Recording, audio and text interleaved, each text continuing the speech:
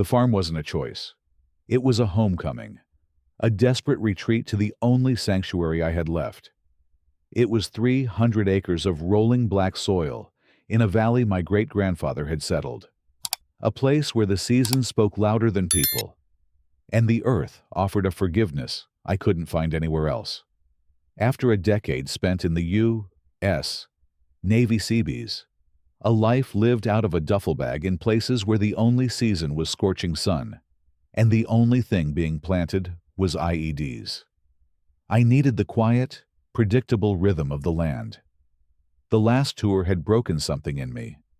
It wasn't one single event, but the cumulative weight of building and demolishing under constant threat. The incessant roar of diesel generators, the taste of sand in everything, and the hollow feeling of leaving a place no better than I'd found it. My old life, a world of precise calculations, load-bearing capacities, and the cold, hard physics of survival, had worn my soul down to a nub. I came home to heal, to trade the coiled, nervous tension of constant vigilance for the satisfying ache in my muscles from a day of honest work. I was Samuel Jones, a farmer. That's all I wanted to be. The land was my inheritance, a legacy of sweat and soil passed down through generations. So was the equipment that rested in the cavernous barns, each piece a chapter in my family's history. The main barn housed the essentials, the big, green John Deere tractor that was the heart of the operation, its engine a familiar, comforting thrum, the ancient, hulking combine harvester that looked like a mechanical dinosaur, sleeping until the autumn harvest, and the various plows and planters that were the tools of my new, peaceful trade. But tucked away in the secondary workshop, behind a set of wide double doors that groaned in protest when opened, was my grandfather's folly and my secret weapon. It was a Case M4K rough-terrain forklift, an ugly, olive-drab beast of a machine. He'd bought it at a military surplus auction decades ago, claiming with a wink that he needed it for moving boulders. In reality, he just loved the sheer, absurd, unapologetic power of it. It was mostly useless for delicate farm work, its massive tires capable of compacting the soil, but for tasks requiring brute force heavy lifting, nothing on the property could match it. It sat there now, a quiet, sleeping monster from another world, a relic of the same military-industrial complex I was trying so desperately to forget. The problem was that, while I was away, the world had crept closer, its sterile progress encroaching on my sanctuary. A new housing development, a cancerous sprawl of identical beige houses with pretentious names, had metastasized on the hill overlooking my western fields. It was called Pristine Meadows, a name that was a flagrant insult to the genuine, wildflower-strewn meadow it had paved over. The development ended precisely where my property began, a stark, unforgiving line between manicured, chemically green turf and the rich, chaotic brown of my working land. It was a border, a front line in a war I didn't want to fight, and every border needs a warden. I met her on my third day back. I was wrestling with a section of old barbed wire fence that separated my property from the development's scenic walking path. The fence was old, the cedar posts silvered with age and leaning with character, but it was sturdy and, more importantly, it was a good 10 feet inside my property line. The sun was warm on my back, and the air smelled of diesel and turned earth. It was a good day. "Excuse me."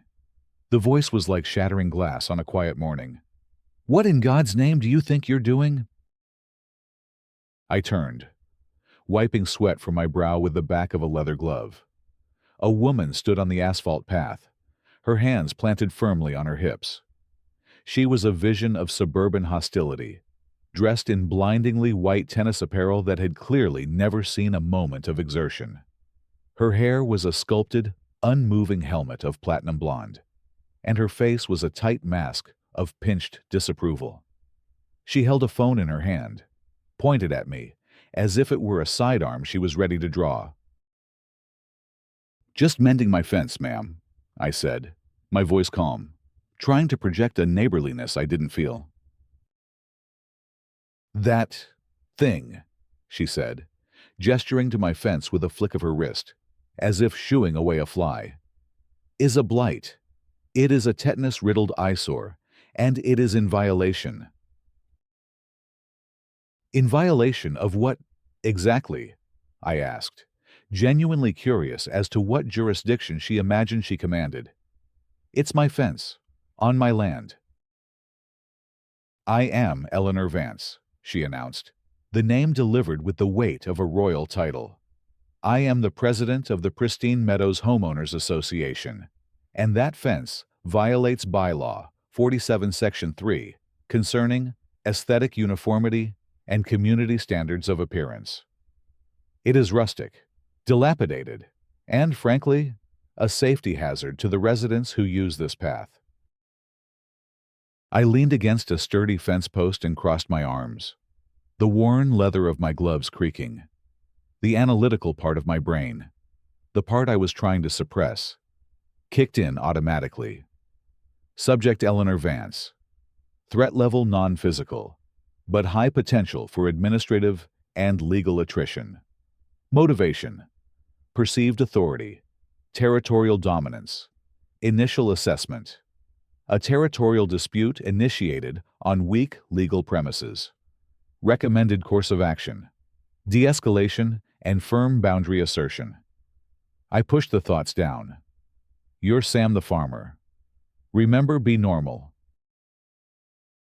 "Ma'am, with all due respect, my farm is not part of your HOA. This fence is on private agricultural land.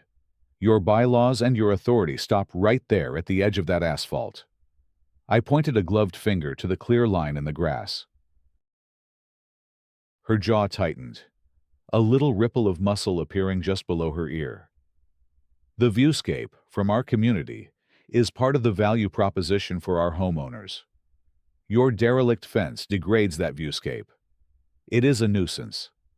I have it on the agenda for the next board meeting. You will receive a formal notice to remove it and replace it with something from our list of approved fencing materials. A white vinyl split rail, perhaps." The idea of a sterile white vinyl fence bordering my working farm, a scar of plastic against the living soil, was so absurd I almost laughed. "That's not going to happen," I said, my tone still even, but with a new edge of finality. "This fence has been here for 50 years. With a little care, it'll be here for 50 more. Have a nice day, Mrs. Vance." I turned back to my work, pulling the wire taut with a stretcher tool, treating the conversation as concluded. I expected her to leave. She didn't. Her voice, now laced with venom, cut through the air behind me. "You may think you're in some lawless wilderness out here, Mr. She trailed off, demanding my name. "Jones," I supplied, not turning around, focusing on the staple I was hammering into the post. "Mr. Jones. But you will find that we have rules. We have standards. This is a community of prestige, and we will not have it dragged down by a neighboring slum." A slum. She called my family's legacy, my sanctuary. A slum. A hot flash of anger, the kind I hadn't felt in a long time, surged through my veins. It was the old anger, the kind that came from seeing something good being threatened by something ignorant and arrogant. I took a deep, slow breath, filling my lungs with the smell of rich soil and fresh air. I let it out. "Hold the line. Sam, don't cede an inch." "This conversation is over, ma'am," I said, my back still to her. I heard a frustrated huff, a sound of pure indignation, and then the squeaking of her pristine white sneakers as she marched away on the pavement. The border had been established, and the first shot had just been fired. The first official notice arrived a week later, Not in the mail, but via a certified letter I had to drive into town to sign for. It was an intentional inconvenience, a power play from the very beginning. The envelope was thick and creamy, the paper inside heavy and embossed with the gold-stamped logo of the pristine Meadows HOA. The language within was a masterpiece of passive-aggressive legalese. Her lawyers had clearly informed her she had no standing to demand I tear down the fence. Instead, it was a formal notice of nuisance, a carefully constructed document designed to intimidate. It cited a dozen spurious claims, alleging that the dilapidated state of my fence was a potential vector for vermin, that rust particulates from the old barbed wire could become airborne and settle on HOA common areas, and, my personal favorite, that its general appearance was causing quantifiable emotional distress to residents, thereby negatively impacting their property values. The notice concluded by strongly recommending that I address these grave issues within 30 days, or the HOA would be forced to explore all available legal and municipal avenues to seek remedy. The implied fine, it suggested with chilling politeness, could start at $100 per day. This was textbook. In my old job, we called it softening the target. You don't start with a full frontal assault. You start with psychological operations, with propaganda, with bureaucratic harassment. You apply pressure. You create stress. You try to make the other party exhaust themselves with 1,000 tiny cuts until they lose the will to fight. Eleanor Vance might have been a glorified property manager, but she had the instincts of a seasoned interrogator. My first call was to my old friend, a retired Master Chief Petty Officer named Dave, who I just called Chief. He'd been my mentor in the Seabees, a man who understood rules, regulations, and the art of dealing with belligerent officers with more rank than sense. "Standard flanking maneuver," he rumbled after I explained the letter's contents. "Classic harassment tactic. She can't hit you head on, so she's trying to get you pinned with a bunch of BS regulations, hoping you'll fold. First thing you do, Sam, is you check your surveys, get your property deed, the official county plot map, establish your lines of defense. Then you document everything, start a file, log every communication, date, time, what was said, who was there. You're building a case file, just like we did for those shady contractors at Bagram Airfield."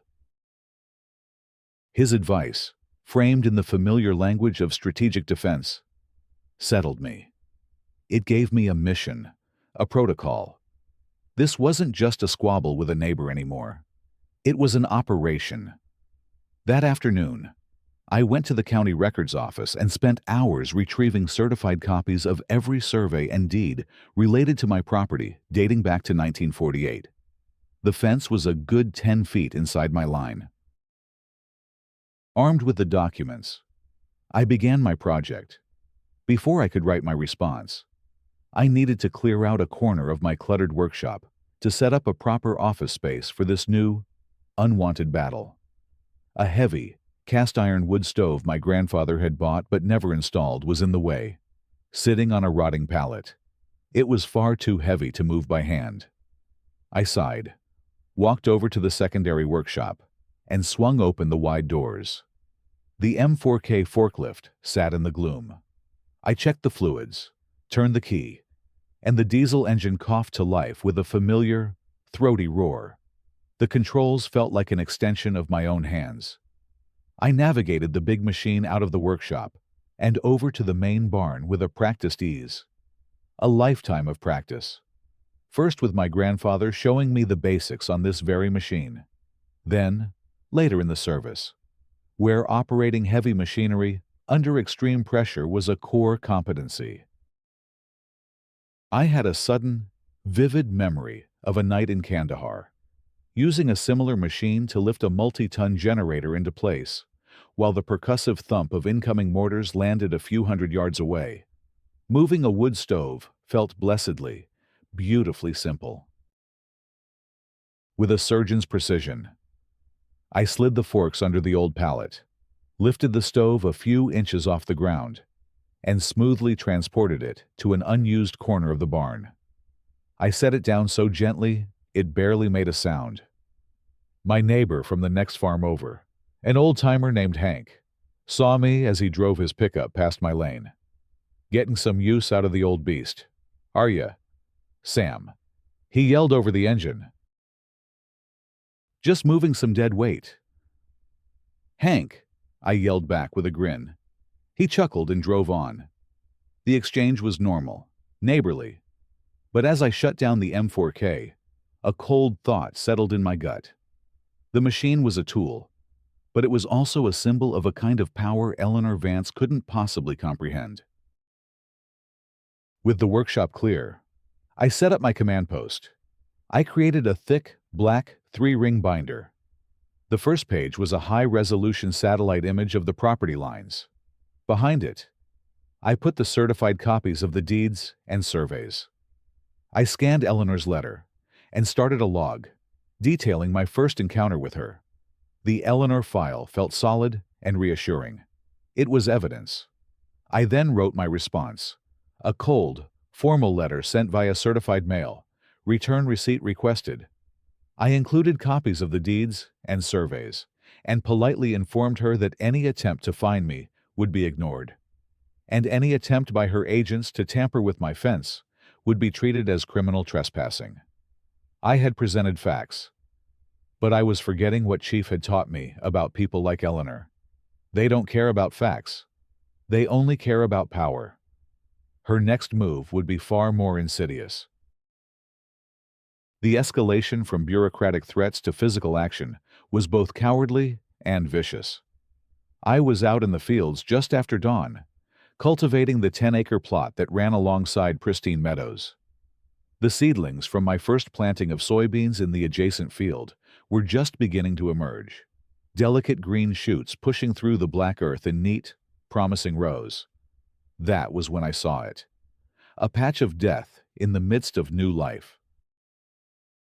About 20 yards in from my fence line was a large, ugly, septic, yellow-brown circle, 30 feet in diameter, where all the tender seedlings were withered, blackened, and dead. A sharp, chemical smell, like an over-chlorinated pool mixed with something acrid and sour, hung in the air. I shut down the tractor and walked over, my heart pounding with a cold, hard fury. This wasn't a natural blight. This was a chemical burn. Someone had come onto my property in the dead of night and poured poison onto my field. A direct attack on my livelihood. My mind raced, the old protocols overriding the farmer's anger with the investigator's cold logic. Point of origin: the HOA walking path. Method of delivery: multiple heavy containers poured over the fence. Perpetrator Eleanor. It was deniable, but we both knew who was responsible. My first instinct was to storm over to her house, but I knew it would be fruitless. This required a different response. She was operating in the shadows. I needed to take away the shadows. That afternoon, I drove to a specialty outfitter that sold high-end hunting and surveillance equipment. I came back with 3 military-grade trail cameras. They were hardened, low-light, motion-activated units with telephoto lenses and cellular uplinks, capable of sending images and video directly to my phone and a secure cloud server. The next day, I spent the morning installing them. I didn't just strap them to trees. I used the skills I'd learned setting up perimeter defenses in places where being unseen was a matter of life and death. I used a spade bit to countersink the first camera into one of the old cedar fence posts, camouflaging it with a mixture of wood putty and dirt until it was functionally invisible. It had a perfect, wide-angle view of the fence line. The second I placed high in the branches of an old oak tree on my property, giving it a clear, downward-looking eye-in-the-sky view of the entire affected area. The third I disguised as a broken piece of irrigation equipment, half buried in the grass near the ditch that ran along the property line. As I worked, the old mindset came back with an unwelcome familiarity. I wasn't just putting up cameras. I was establishing a kill zone, a field of interlocking observation. I was thinking about blind spots, approach routes, and fields of fire. The quiet farmer was receding, and the combat engineer, the man who saw the world as a series of tactical problems, was taking over. I hated it. I had come here to escape that man. But Eleanor Vance, in her ignorant crusade for aesthetic uniformity, was forcing him out of retirement. I finished my work. To the casual observer, nothing had changed. But now, the boarder had unseen, unblinking eyes. I took soil samples from the poisoned patch, sealing them in labeled bags. I took dozens of high-resolution photos, documenting the damage from every angle. I added everything to the Eleanor file, which was now evolving from a record of harassment into the case file for a criminal investigation. She had escalated. Now, so had I. The difference was, she had no idea I was even on the field. Having failed to intimidate me, and having committed a deniable act of sabotage, Eleanor shifted her campaign to public opinion. Her weapon was the Pristine Meadows Community Forum on Facebook. Her first post was a community health and safety alert. "Dear neighbors," it began, dripping with manufactured concern. "It has come to my attention that many of you have expressed concerns about the agricultural operations adjacent to our beautiful community. Recently, there have been incidents of significant crop death in the fields bordering our walking path. This can be indicative of poor soil management, overuse of dangerous chemicals, or even blight that could potentially spread to our own lawns and gardens." She was using the very damage she had caused as evidence against me. It was audacious and infuriating. The comment section lit up with fear and paranoia. "Thank you for being so proactive, Eleanor." One wrote, "Are those pesticides airborne? I'm worried about my little Timmy's asthma." A wave of fear, expertly directed by Eleanor, was washing over the community. The effect was tangible. The few friendly waves I'd gotten from people stopped. I was no longer Sam Jones, the farmer. I was a menace. Eleanor kept up the pressure. A few days later, a new post appeared with a blurry photo of my large sprayer tank. "Concerned resident sent me this photo," she wrote. "Does anyone know what's in this giant tank? I have filed an inquiry with the Environmental Protection Agency to ensure all chemicals being used so close to our homes are properly regulated and safe. We must protect our water table." I wanted to respond, to dismantle her lies with facts. But before I hit post on my furious reply, I stopped. I thought of Chief. Don't engage the enemy on their turf. She controlled the forum. She would use my anger against me. I deleted the draft. And then, I started methodically screenshotting everything. Every post, every comment. I created a new section in the Eleanor file titled Defamation and Slander. The isolation was the hardest part. I went to the local hardware store for some bolts, and a woman who I recognized from Pristine Meadows saw me in the aisle, gave me a look of pure terror, and physically steered her cart to the other side of the store as if I were contagious. I was an outcast in my own community. The loneliness was a heavy weight, a familiar one from my time away, but one I had hoped to leave behind. Eleanor wasn't just attacking my farm. She was attacking my chance at a normal life, and that was a line I would not let her cross. After successfully turning the community against me, Eleanor escalated her campaign from public slander to official action. The first official vehicle to roll down my long gravel driveway was a pristine white pickup truck from the state's Department of Environmental Protection. Two inspectors, a man and a woman, both looking grimly professional, stepped out. "Samuel Jones," the man asked. "We've received a formal complaint regarding potential violations of the Clean Water Act, improper storage of chemical fertilizers and pesticides."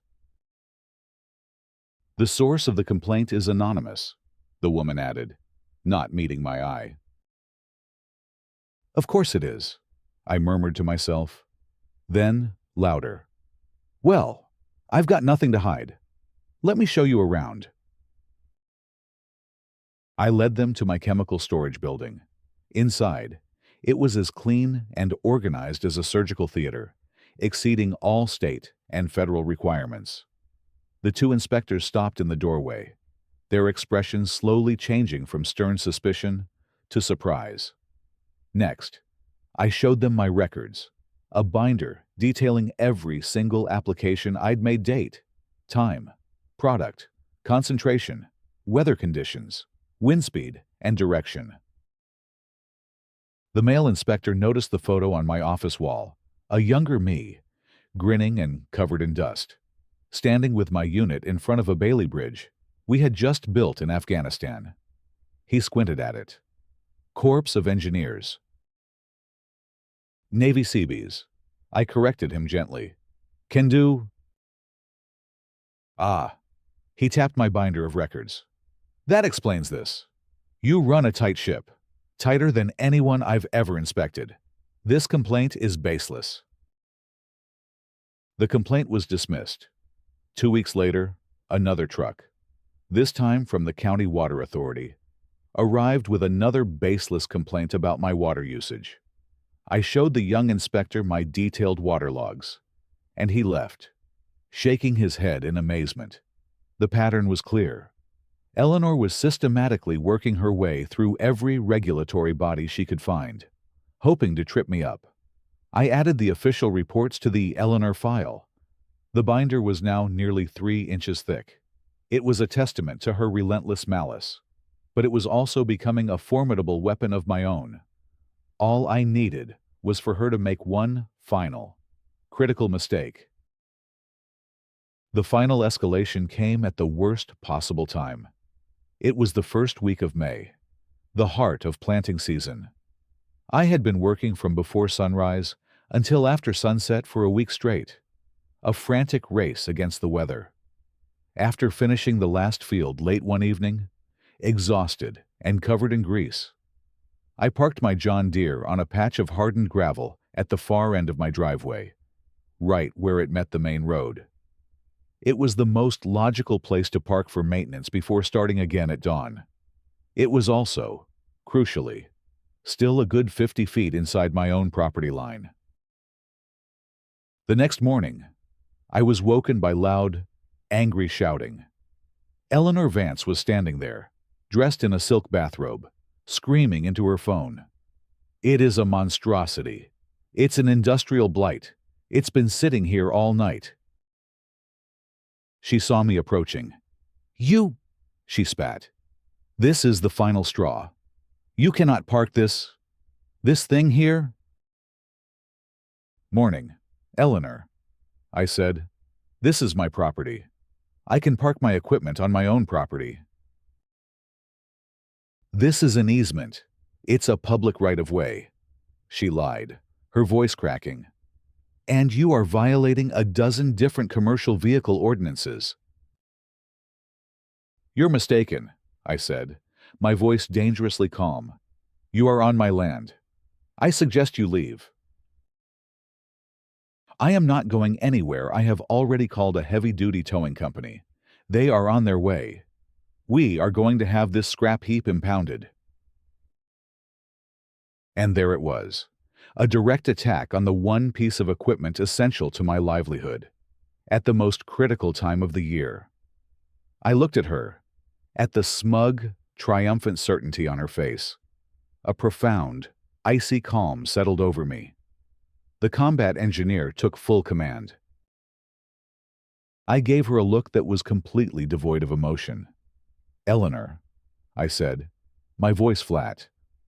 Towing a vehicle from private property without the owner's consent or a court order is a felony.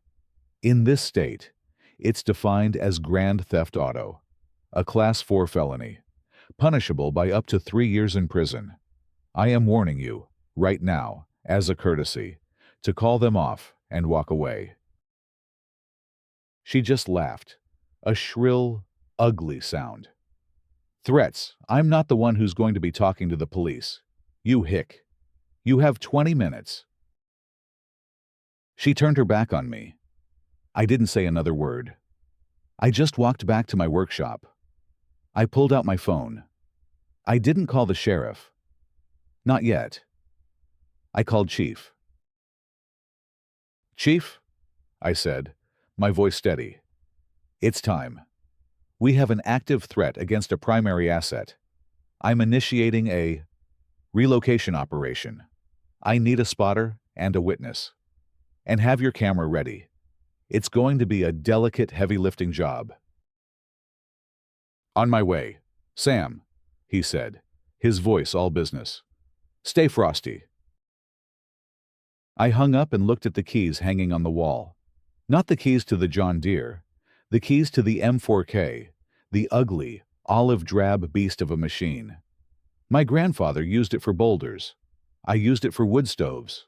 Today, I was going to use it for its intended purpose, moving a heavy, immovable obstacle. My last resort. And Eleanor Vance had just forced my hand. The sun was fully up. At the end of my driveway, Eleanor Vance stood with her arms crossed. Her audience had grown. Several residents were watching the drama unfold. A massive, flatbed tow truck rumbled down the road.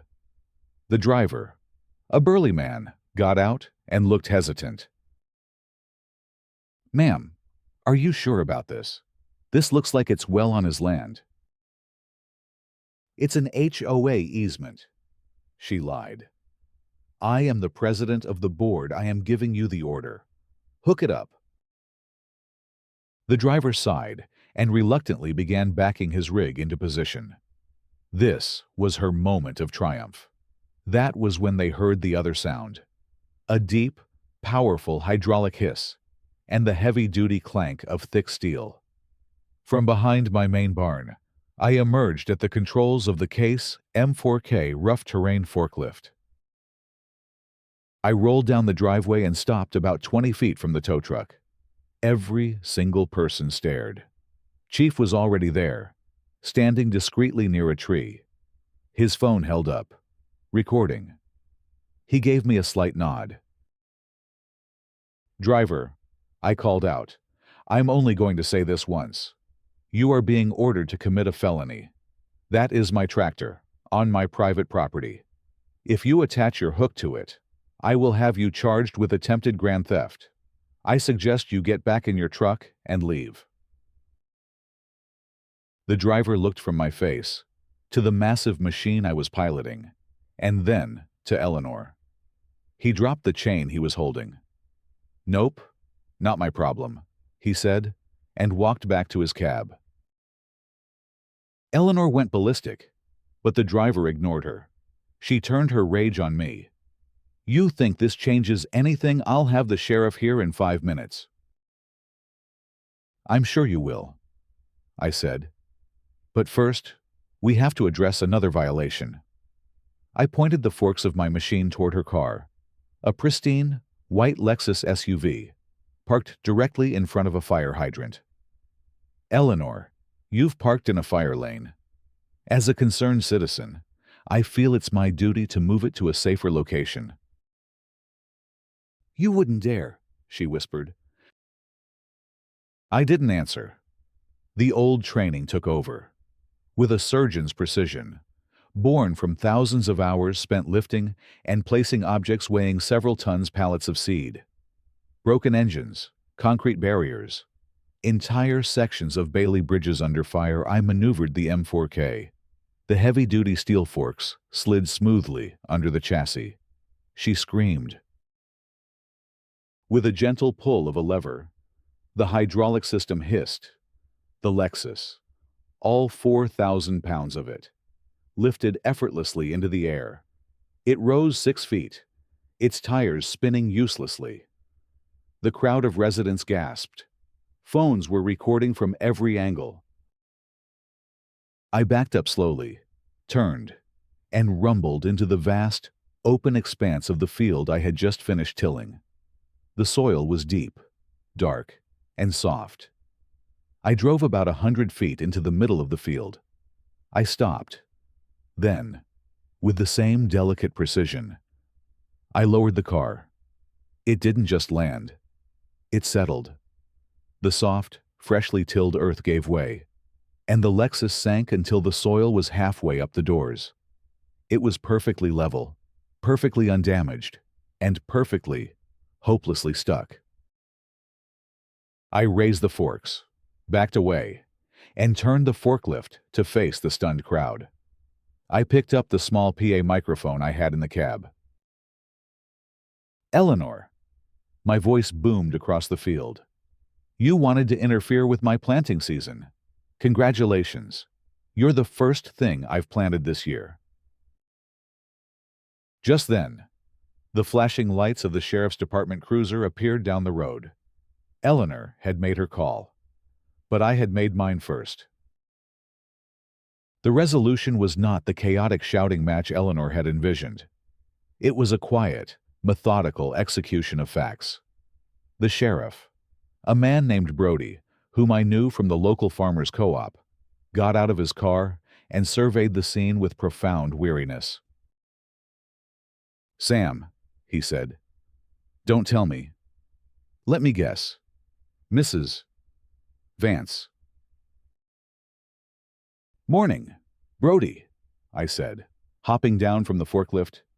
"She tried to have my tractor stolen. My witness has it all on video." Chief showed the sheriff the footage. Brody watched the entire exchange, then walked over to a sputtering Eleanor, who was demanding my immediate arrest for destruction of property. When she was done, Brody spoke. "Ma'am, based on this video, you are the one who instigated this by attempting to unlawfully seize Mr. Jones's property. As for your car, it's not damaged, merely inconveniently located. I'd suggest you call a different tow company, a much bigger one." Then I played my trump card. "Brody," I said, holding out the thick, black binder. "This is everything. Every notice, every letter, screenshots of every libelous social media post, reports from the DEP and the Water Authority on her baseless complaints, and a notarized soil analysis of the chemical damage to my field." The sheriff took the binder. He flipped through it, his eyes widening. He looked from the binder to Eleanor, and his expression hardened. The friendly local sheriff was gone, replaced by a lawman who had just been handed a slam-dunk case. The legal consequences for Eleanor Vance were catastrophic. Faced with the mountain of evidence, she was charged with attempted theft, filing false reports, and criminal harassment. The video of her car being planted went viral in the county. The HOA board, facing a potential lawsuit and an insurrection from residents, summarily removed her as president. The investigation into her actions revealed she had been mismanaging HOA funds, leading to even more legal trouble. Buried in legal fees and public humiliation, she was forced to sell her house at a loss and leave pristine meadows in disgrace. Getting her car extracted from my field cost her a fortune and required a massive crane. The community changed. The new HOA president came to my door and apologized. The adversarial relationship was replaced with respect. Some even started buying fresh vegetables from a small stand I set up at the end of my driveway. I finally found my peace, not by hiding, but by realizing that sometimes peace isn't a passive state you find, but a boundary you must actively defend. One summer evening, I sat on my porch, watching the sun set over my fields of healthy, thriving corn. The only sound was the wind. the distant lowing of a cow, and the quiet, steady rhythm of a life I had earned. The war was over. I was home,